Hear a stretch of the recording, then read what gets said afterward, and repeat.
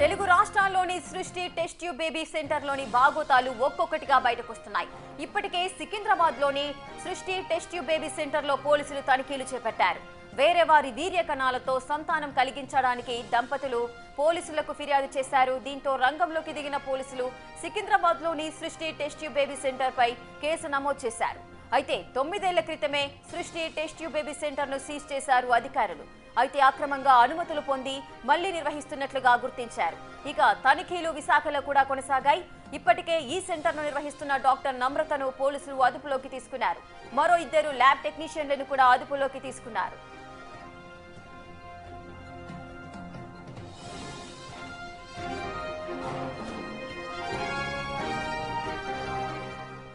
ఇక తెలుగు రాష్ట్రాల్లోని test tube baby centre బాగోతాలైతే ఒక్కొక్కటిగా బయటకు వస్తున్నాయి. ఆల్రెడీ సికింద్రాబాద్ లోని సృష్టి టెస్ట్ ట్యూబ్ సెంటర్ లో పోలీసులు అయితే తనిఖీలు చేపట్టారు. కేసు కూడా నమోదు చేశారు. పూర్తి డీటెయిల్స్ మా ప్రతినిధి విజయ్ అందిస్తారు. విజయ్. రేఖ, అయితే ఈ సికింద్రాబాద్లో ఉన్నటువంటి సృష్టి టెస్ట్ ట్యూబ్ బేబీ సెంటర్ అరాచకాలు అయితే ఒక్కొక్కటిగా అక్రమాలు అయితే ఒక్కొక్కటిగా బయటపడుతున్నటువంటి పరిస్థితి కనిపిస్తూ ఉంది. అయితే చాలా పెద్ద నెట్వర్క్ని ఆపరేట్ చేస్తున్నట్టు కూడా తెలుస్తూ ఉంది రేఖ. అయితే ప్రస్తుతానికైతే ఇప్పుడు డాక్టర్ నమ్రతతో పాటు 2 ల్యాబ్ టెక్నీషియన్తో పాటు నమ్రత కొడుకును కూడా అరెస్ట్ చేసి గోపాలపురం పిఎస్కి అయితే తీసుకువచ్చారు. నమ్రత కొడుకు అకౌంట్కి చాలా పెద్ద మొత్తంలో డబ్బులు ట్రాన్సాక్షన్ జరిగినట్టుగా కూడా పోలీసులు అయితే గుర్తించారు. అసలు ఆ ట్రాన్సాక్షన్స్ ఎక్కడి నుంచి జరిగాయి, ఎవరు ఆ ట్రాన్సాక్షన్స్ చేశారు, ఒక్కొక్క దంపతుల నుంచి అంటే ఒక్కొక్క కపుల్ నుంచి ఒక్కొక్క ఎవరైతే పర్సన్స్ వస్తారో టెస్ట్ ట్యూబ్ బేబీ సెంటర్కి వారి వద్ద నుంచి 20 నుంచి 30 లక్షల వరకు కూడా ఫీజు వసూలు చేస్తున్నట్టుగా కూడా తెలుస్తూ ఉంది. సో చాలా పెద్ద నెట్వర్క్ని ఆపరేట్ చేస్తూ ఉన్నారు. ప్రస్తుతం మనం గోపాలపురం పోలీస్ స్టేషన్ వద్ద అయితే ఉన్నాము. ఆ ముగ్గురిని కూడా ఇటు నమ్రతతో పాటు 2 ల్యాబ్ టెక్నీషియన్స్ని కూడా అరెస్ట్ చేసి గోపాలపురం పిఎస్కి అయితే తరలించారు. నిన్న మొత్తం కూడా అటు రాష్ట్ర రెవెన్యూ శాఖ అలాగే వైద్య శాఖ అధికారులతో కలిసి తనిఖీలు కూడా నిర్వహించారు.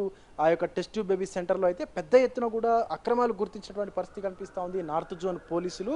ఇక ఆ పిల్లలు పుట్టనటువంటి దంపతుల యొక్క నిస్సహాయతని వీళ్ళు క్యాష్ చేసుకునేందుకు అంటే కాసుల కోసం కక్కుర్తిపడి వేరే వారి వీర్య కణాలతోటి అక్కడికి వచ్చినటువంటి ఆ టెస్ట్ ట్యూబ్ బేబీ సృష్టి టెస్ట్ ట్యూబ్ బేబీ సెంటర్కి వచ్చినటువంటి దంపతులకు వేరే వారి వీర్య కణాలతోని గర్భధారణ చేస్తూ కూడా ఇలాంటి దారుణమైనటువంటి పనులు చేస్తున్నటువంటి పరిస్థితి కనిపిస్తూ ఉంది. ఎంత నిర్లక్ష్యపూరితమైనటువంటి పని అంటే ఆ కపుల్ ముందే చెప్పారు, మాకు మా భర్త వీర్య కణాల నుంచి మాత్రమే బిడ్డ కావాలని ముందే చెప్పినప్పటికీ కూడా ఖచ్చితంగా అలా కావాలని చెప్పి ముందు చెప్పినప్పటికీ కూడా కేవలం వేరే వారి నుంచి అంటే ఎవరో కూడా తెలియనటువంటి అనామకుల నుంచి తీసుకున్నటువంటి వీర్య కణాలతోటి ఈరోజు గర్భధారణ చేయడం వల్ల 2 సంవత్సరాల వయసున్నటువంటి బాబుకి క్యాన్సర్ వచ్చి అసలు ఎలా చెప్పలేని పరిస్థితుల్లో ఉన్నారు ఆ దంపతులు ఇద్దరు కూడా. ఎందుకంటే పిల్లలు కావాలని అనేక రకాల వైద్య పరీక్షలు చేయించుకొని హాస్పిటల్స్ తిరిగి చివరికి ఇక్కడికి వచ్చి చూస్తే ఒక బాబు పుట్టాడు, సంతోషంగా ఉన్నారు. కానీ ఆ సంతోషం బాగుంది అనే లోపే విచారకరమైనటువంటి వార్త వినాల్సి వచ్చింది వాళ్ళిద్దరికీ కూడా.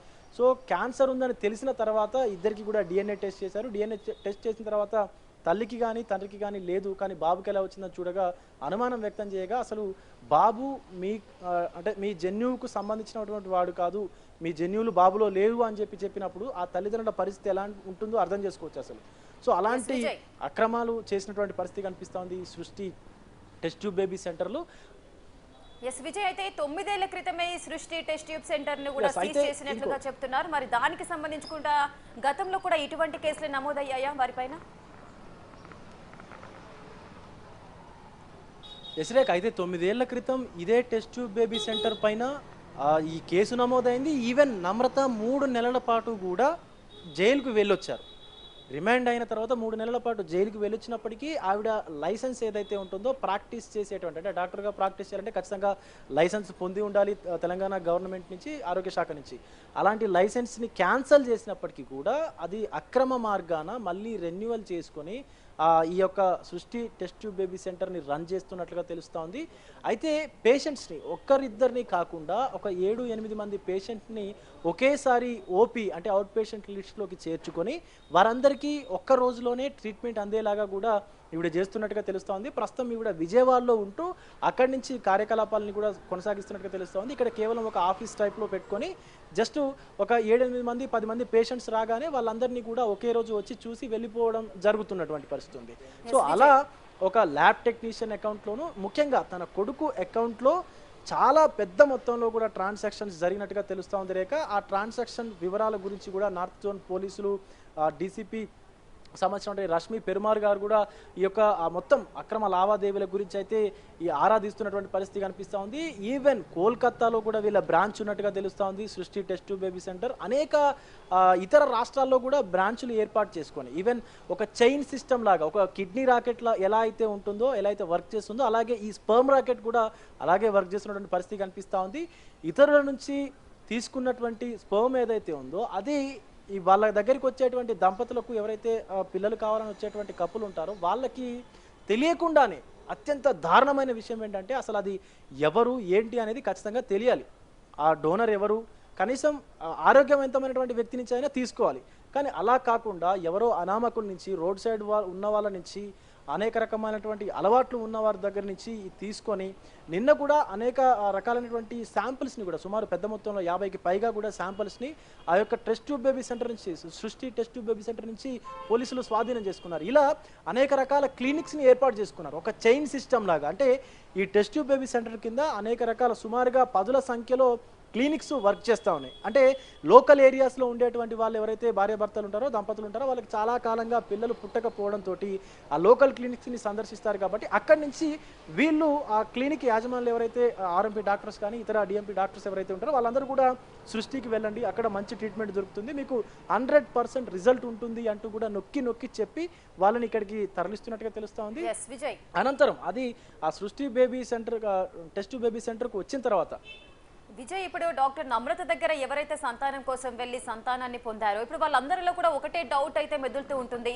సో ఇప్పుడు వీళ్ళ కేసులో ఏం జరిగింది, వాళ్ళ వీర్య కణాలను వేరే వారి వీర్య కణాలను తీసుకొచ్చి ఆ బేబీని ఎలాగా అయితే ఏ విధంగా అయితే సంతానం కలిగించారో ఇప్పుడు మా పరిస్థితి ఏంటి, మాలో కూడా ఆ విధంగానే ఏమైనా జరిగి ఉంటుందా అనే ఆలోచన కూడా ప్రతి ఒక్క దంపతుల్లో కలుగుతుంది. మరి వారి మెంటల్ స్టేటస్ ఏంటి, వారికి సంబంధించి ఇంకా ఈ కేసులో ఏదైనా బయటకు వచ్చే అవకాశాలు ఉంటాయా, పెరిగే అవకాశం ఉంటుందా? ఎస్, ఖచ్చితంగా రేఖ. ఎందుకంటే అనేక వందల మంది పేషెంట్స్ అంటే దంపతులు అయితే సృష్టి టెస్ట్ ట్యూబ్ బేబీ సెంటర్ని ఆశ్రయించారు. ఎందుకంటే పిల్లలు పుట్టినటువంటి ఎవరికైనా సరే, పెళ్ళైనటువంటి ప్రతి ఆడవారికి నేను అమ్మని కావాలి, ఆ యొక్క తీపిదనం ఏదైతే ఉంటుందో, ఆ మాతృతనం ఏదైతే ఉంటుందో ఖచ్చితంగా అనుభవించాలి, నేను కూడా నా పిల్లల్ని పెంచాలి అనేటువంటి ఆలోచన ఉంటుంది. ఖచ్చితంగా నవమాసాలు కనిపించినటువంటి ఆ తల్లి ఇంతటి దారుణమైనటువంటి విషయాన్ని తన మెదడులో ఎలా ఉంచుకోగలుగుతుంది అనేటువంటి ఆలోచన ఒక్కసారి మనం చేసినట్టయితే చాలా భయంకరమైనటువంటి పరిస్థితి కనిపిస్తూ ఉంది. ఎందుకంటే వందల మంది, వేల మంది కూడా అనేక సంవత్సరాలుగా ఈ టెస్ట్ బేబీ సెంటర్ నుంచి వాళ్ళు పిల్లల్ని పొందినటువంటి పరిస్థితి ఉంది. గర్భధారణ అయిన తర్వాత, ప్రెగ్నెన్సీ కన్ఫర్మ్ అయిన తర్వాత కూడా పిల్లల్ని పొందినటువంటి పరిస్థితి ఉంది. సో వాళ్ళకి కూడా ఇదే అనుమానం వస్తుంది. అంటే ఒకవేళ కనుక ఇలాంటి సిచ్యువేషన్ ఉంటే ఏం చేయాలి ఇప్పుడు మేము అన్నటువంటి పరిస్థితుల్లో ఉన్నారు. సో ఖచ్చితంగా వాళ్ళు కూడా ఇలాంటి డిఎన్ఏ టెస్టులు చేసుకుంటే మాత్రం చాలా పెద్ద నెట్వర్క్ ఇది పడ్డటువంటి పరిస్థితి కనిపిస్తూ ఉంది.